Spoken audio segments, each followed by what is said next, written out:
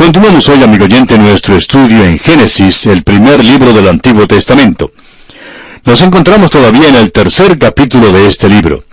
Al concluir nuestra lección anterior, notamos el hecho de que al repetir Eva el mandamiento de Dios con respecto al árbol de la ciencia del bien y del mal, añadió las palabras, ni le tocaréis, las cuales no fueron pronunciadas por Dios cuando dio el mandamiento original. Hoy comenzaremos nuestro estudio considerando el hecho de que la serpiente niega la palabra de Dios. En los versículos 4 y 5 de este capítulo 3 de Génesis leemos, entonces la serpiente dijo a la mujer, no moriréis, sino que sabe Dios que el día que comáis de él, serán abiertos vuestros ojos y seréis como Dios, sabiendo el bien y el mal. Quisiéramos cambiar un poco la fraseología para aclarar esto un poco más. En vez de las palabras, no moriréis, él dijo, ciertamente no moriréis. Ahora esa es una imposibilidad absoluta, porque está dudando del amor y la bondad de Dios. Si Dios es bueno, pues ¿por qué le puso una restricción? Y entonces duda de la justicia de Dios y de su santidad al decir que ciertamente no morirán. Y promete a Eva que ella y su esposo llegarían a ser como dioses ellos mismos. Ahora notamos también que la mujer añadió a la palabra de Dios. Y hoy existen aquellos que quitan de la palabra de Dios, y Dios ha amonestado en cuanto a eso. Existen también las sectas que añaden a la palabra de Dios, y Dios también ha amonestado contra tal práctica. Hay quienes dicen que somos salvos por la ley. Otros dicen, sí, somos salvos por la fe, pero añaden algo para que sea por la fe más alguna obra. En el Evangelio según San Juan capítulo 6 versículo 29 dice, respondió Jesús y les dijo, esta es la obra de Dios, que creáis en el que Él ha enviado. ¿Cuán importante es ver esto? Porque Satanás contradice tan sutilmente a Dios y sustituye su propia palabra por la palabra de Dios. Recordará usted, amigo oyente, que en Romanos se habla de la obediencia por la fe. La fe conduce a la obediencia y la incredulidad conduce a la desobediencia. Consideremos ahora la desobediencia del hombre y la mujer a la palabra de Dios. En Génesis 3, versículos 6 y 7 dice, y vio la mujer que el árbol era bueno para comer, y que era agradable a los ojos, y árbol codiciable para alcanzar la sabiduría, y tomó de su fruto y comió, y dio también a su marido, el cual comió así como ella. Entonces fueron abiertos los ojos de ambos, y conocieron que estaban desnudos. Entonces cosieron hojas de higuera, y se hicieron delantales. El llamamiento que hizo Satanás aquí fue a la carne, pero eso no es todo. Era bueno para comer, además de agradable a los ojos, y un árbol codiciable para alcanzar la sabiduría. Es importante notar que fue un llamamiento a la parte psicológica de la mente y un llamamiento al lado religioso del hombre. Era un árbol codiciable para alcanzar la sabiduría. Y si usted, amigo oyente, comprueba esto, se dará cuenta que esta es la misma tentación que Satanás trajo al Señor Jesús en el desierto. En la tentación de Cristo vemos que primero Satanás tentó la carne al decir a Jesús que convirtiera en pan aquellas piedras que tenía delante. Esto era algo bueno para comer. Luego Satanás hizo un llamado a la mente con la promesa de que daría a Jesús todos los reinos del mundo, y le mostró a Jesús todos aquellos reinos para tentarlo. Luego, la tentación de obrar contra la voluntad de Dios fue de echarse del pináculo del templo. Esto fue como el árbol codiciable para alcanzar la sabiduría. ¿Sabía usted, amigo oyente, que Satanás emplea hoy las mismas tácticas? Las usa porque logran buen éxito, dan buenos resultados para él. ¿Por qué tiene que cambiar su método? Parece que todos somos engañados por las mismas tácticas. El apóstol Juan en su primera carta, capítulo 2, versículo 16, nos dice, porque todo lo que hay en el mundo, los deseos de la carne, los deseos de los ojos y la vanagloria de la vida, no proviene del Padre, sino del mundo. Los deseos de la carne, es decir, lo que parece bueno para comer, los deseos de los ojos, es decir, lo que es agradable mirar, la vanagloria de la vida es lo que es codiciable para alcanzar la sabiduría. Estas cosas no provienen del Padre, sino del mundo. Es un llamado que hace Satanás. Jesús dijo que estos pecados de la carne proceden del corazón del hombre, de lo más profundo, porque aquí es donde Satanás hace su llamado. Ataca al hombre de una manera muy definida. Fue el mismo método que empleó con Adán y Eva para llegar al corazón y desviar al hombre. Y lo hizo. Tuvo éxito. Les dijo que conocerían el bien y el mal. ¿Y qué pasó? Pues que sus ojos fueron abiertos. Esa es la conciencia. Porque el hombre no tenía conciencia antes de la caída. Era inocente, y la inocencia desconoce la maldad. Pero ahora cada uno de nosotros tenemos un acusador que vive dentro de nosotros. Los psicólogos dicen que todos tenemos lo que ellos llaman un complejo de culpa. Un destacado psicólogo cristiano dijo en cierta ocasión que el complejo de culpa es una parte del hombre tanto como lo es su brazo derecho, y que no se puede quitar el complejo de culpa por medios psicológicos, de la misma manera que no se puede quitar el brazo a menos que sea amputándolo. Notamos ahora que nos dice este pasaje que conocieron que estaban desnudos. Aquellas hojas de higuera que ellos tomaron les encubrió, pero no les cubrió de veras. No confesaron su pecado y culpa, sino que simplemente trataron de encubrir su pecado. Notemos ahora que Dios desea la comunión con el hombre. Los versículos 8 y 9 de este capítulo 3 dicen: Y oyeron la voz de Jehová Dios que se paseaba en el huerto al aire del día. Y el hombre y su mujer se escondieron de la presencia de Jehová Dios entre los árboles del huerto. Mas Jehová Dios llamó al hombre y le dijo: ¿Dónde estás tú? ¿Se ha fijado usted, amigo oyente, que el árbol que se menciona aquí específicamente es la higuera? Se nos dice que ellos cosieron hojas de higuera.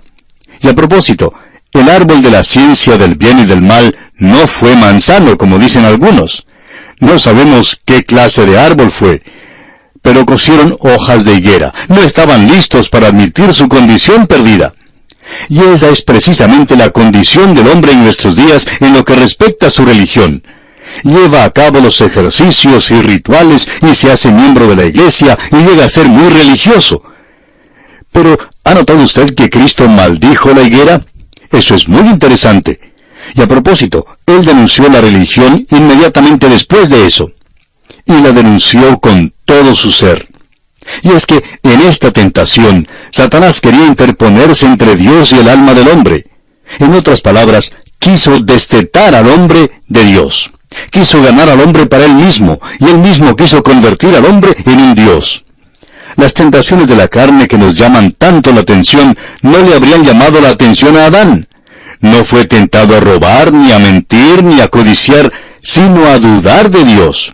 Sin embargo, al seguir nuestro estudio, nos damos cuenta que el dudar de Dios es el problema básico. ¿Cuál fue la dificultad que tenía el joven rico cuando llegó a hablar con Jesús? No creyó. En la parábola del sembrador, la semilla no cayó en buena tierra. La cizaña que se menciona en otra parábola es el producto de la incredulidad. Satanás siempre siembra esta duda en cuanto a la palabra de Dios y todavía lo hace en nuestros días. ¿Cuál es el método que emplea Satanás para conseguir que dudemos de Dios? Primero, Adán y Eva vieron que era bueno para comer, y luego que era agradable al ojo y que era codiciable. Satanás obra desde afuera hacia adentro, del exterior hacia el interior. Dios siempre comienza con el corazón del hombre. ¿Se ha dado usted cuenta de eso, amigo oyente? La religión es algo que se puede frotar al exterior, pero Dios no comienza con la religión, y es necesario que hagamos una distinción aquí.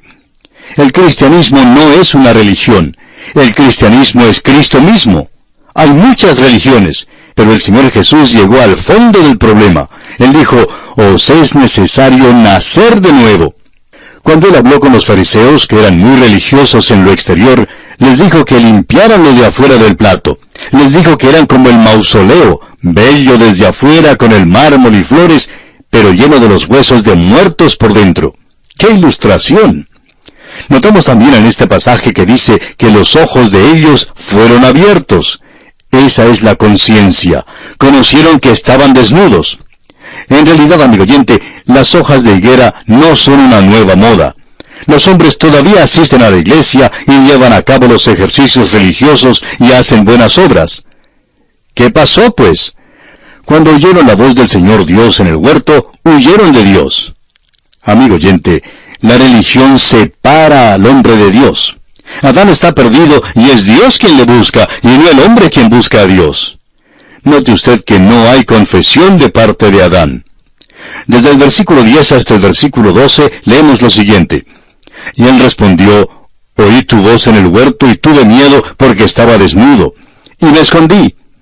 Y Dios le dijo, ¿quién te enseñó que estabas desnudo? ¿Has comido del árbol de que yo te mandé no comieses? Y el hombre respondió, la mujer que me diste por compañera me dio del árbol y yo comí. Entonces Jehová Dios dijo a la mujer, ¿qué es lo que has hecho? Y dijo la mujer, la serpiente me engañó y comí. Lo importante aquí no es notar que el hombre inculpó a la mujer, sino que no hizo confesión de su pecado. Cuando Dios le pregunta a la mujer, notamos que ella también le echa la culpa a alguien más.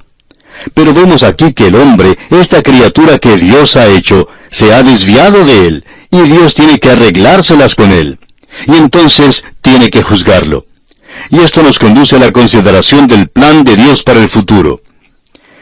El versículo 14 de este tercer capítulo de Génesis dice, y Jehová Dios dijo a la serpiente, por cuanto esto hiciste, maldita serás entre todas las bestias y entre todos los animales del campo, sobre tu pecho andarás y polvo comerás todos los días de tu vida. Ahora, todo lo que podemos decir en cuanto a esto es que la serpiente ciertamente no fue una criatura escurridiza de esas en que pensamos hoy día. Fue diferente al principio. Y Dios entonces pronunció este juicio sobre ella. Dios sigue y pronuncia una sentencia sobre Satanás que tiene un efecto tremendo sobre el hombre.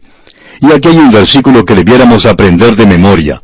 En realidad es la primera profecía en cuanto a la venida del Mesías, el Salvador del mundo. Este es el versículo 15 de este capítulo 3 de Génesis, y dice así, y pondré enemistad entre ti y la mujer, y entre tu simiente y la simiente suya. Esta te herirá en la cabeza, y tú le herirás en el calcañar. Existe enemistad entre Satanás y la mujer. Su semilla que había de venir es Cristo. Hay una seguridad aquí de que se alcanzaría la victoria final. Pero nos preguntamos si el pensamiento sobresaliente que se expresa aquí no es en realidad la larga y continua lucha. Revela el hecho de que ha de ser una lucha prolongada entre el bien y el mal. Y eso es exactamente lo que encontraremos a través de nuestro estudio de las Escrituras.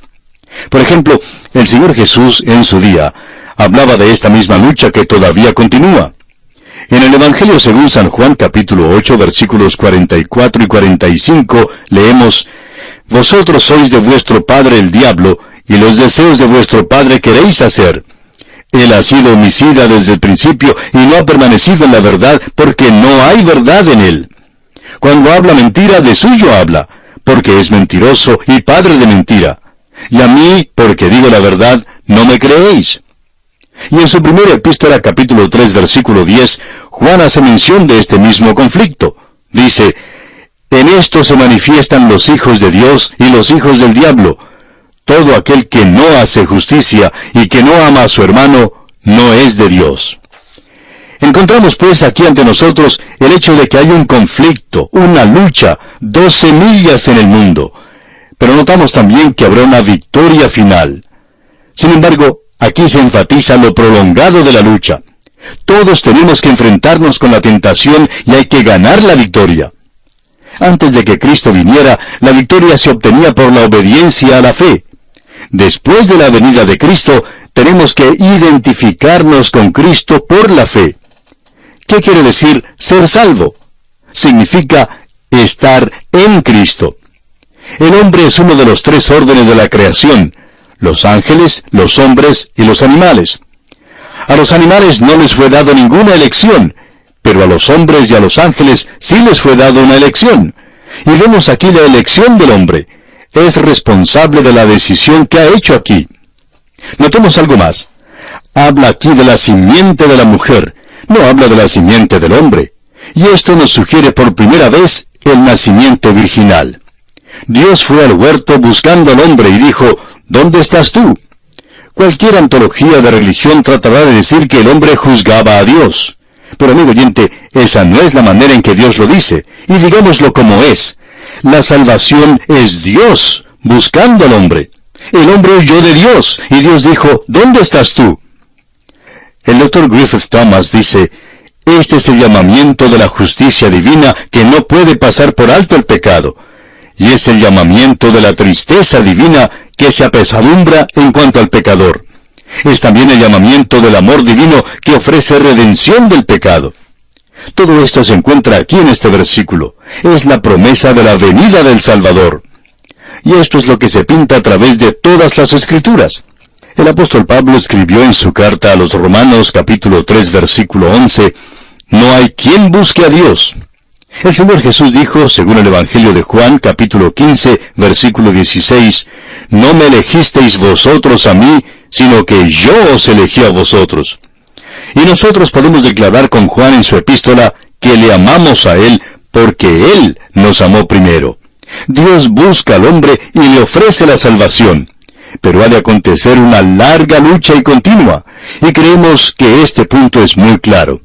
Es pues necesario que todo hombre haga su propia decisión. Ahora el versículo 16 del capítulo 3 de Génesis nos dice, «A la mujer dijo, multiplicaré en gran manera los dolores en tus preñeces, con dolor darás a luz los hijos, y tu deseo será para tu marido, y él se enseñoreará de ti». Notamos aquí la sentencia de la mujer. No puede dar a luz sin sufrir dolor alguno. ¿No es extraño que esto sea verdad?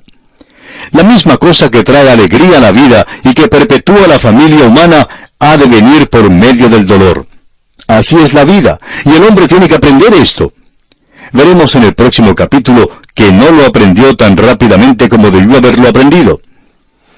Ahora los versículos 17 al 19 del capítulo 3 de Génesis dicen, «Y al hombre dijo, por cuanto obedeciste a la voz de tu mujer, y comiste del árbol que te mandé diciendo, no comerás de él, maldita será la tierra por tu causa, con dolor comerás de ella todos los días de tu vida.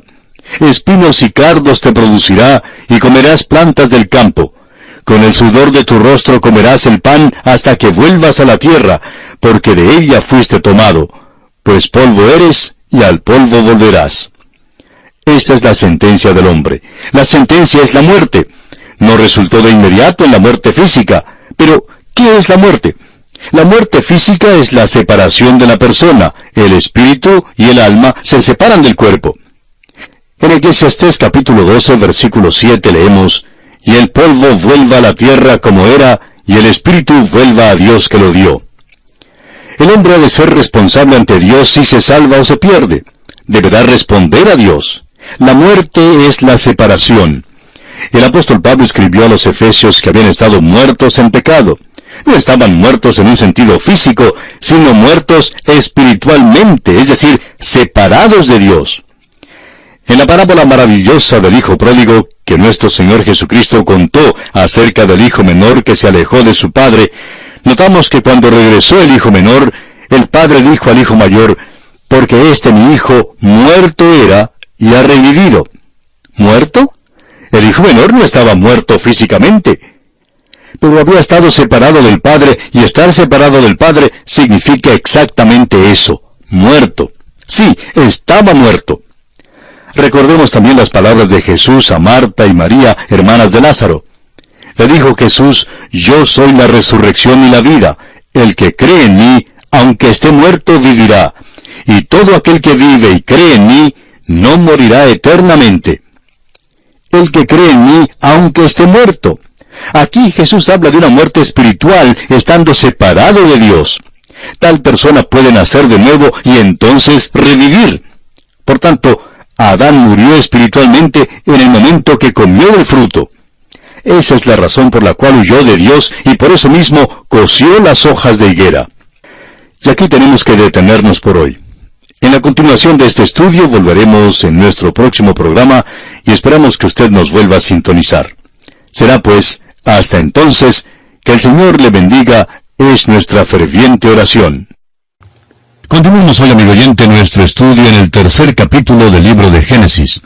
Nos encontramos ya al final de este capítulo y vamos a considerar hoy la doctrina de la redención.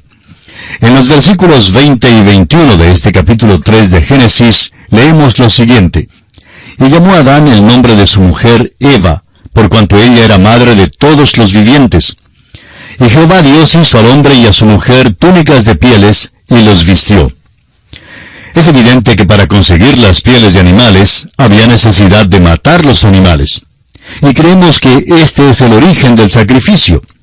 Dios estaba clarificándole al hombre que él rechazaba las hojas de higuera y que creía necesario cubrirles con pieles de animales.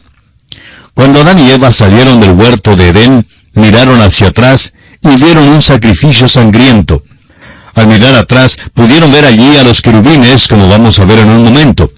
Cuando salieron del huerto de Edén y miraron atrás, vieron exactamente lo que Dios hizo que Moisés pusiera en el propiciatorio. Había 2 querubines que miraban la sangre en el propiciatorio. Ese era el camino a Dios. Ahora hay aquí 4 grandes lecciones y podemos aprender de las hojas de la higuera y del hecho de que Dios les cubrió con pieles de animales. En primer lugar, el hombre debe tener una cubierta adecuada para acercarse a Dios. No puede llegarse a Dios cubriéndose con sus propias buenas obras. En segundo lugar, las hojas de la higuera no son aceptables. Son hechas en casa y Dios no acepta un vestido hecho en casa. En tercer lugar, es Dios quien debe proveer el vestido apropiado o la cubierta apropiada. Y en cuarto lugar, esta cubierta se obtiene solo por medio de la muerte del Señor Jesucristo. Amigo oyente, el hombre debe tener un sustituto entre él y la ira de Dios. La cosa más difícil del mundo para un hombre es tomar su legítima posición delante de Dios.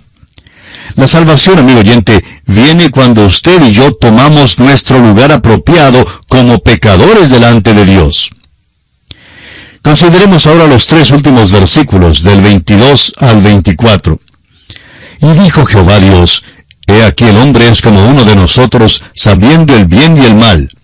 Ahora pues, que no alargue su mano, y tome también del árbol de la vida, y coma, y viva para siempre. Y lo sacó Jehová del huerto del Edén, para que labrase la tierra de que fue tomado. Echó pues fuera al hombre, y puso al oriente del huerto de Edén querubines, y una espada encendida que se revolvía por todos lados, para guardar el camino del árbol de la vida. Todo lo que podemos decir a esto es, gracias a Dios que Él no permitió que el hombre comiera del árbol de la vida, porque esto hubiera significado que el hombre tendría que vivir eternamente en el pecado. Dios no va a dejar que el hombre haga eso, y eso en realidad es una bendición. Ahora, esto no quiere decir que Dios puso una barricada en el camino. En realidad significa que el camino de la vida se mantuvo abierto para que el hombre llegara a Dios. Pero ahora ese camino no es por medio del árbol de la vida. La salvación debe venir por medio de un sacrificio, el sacrificio de Cristo Jesús en la cruz del Calvario.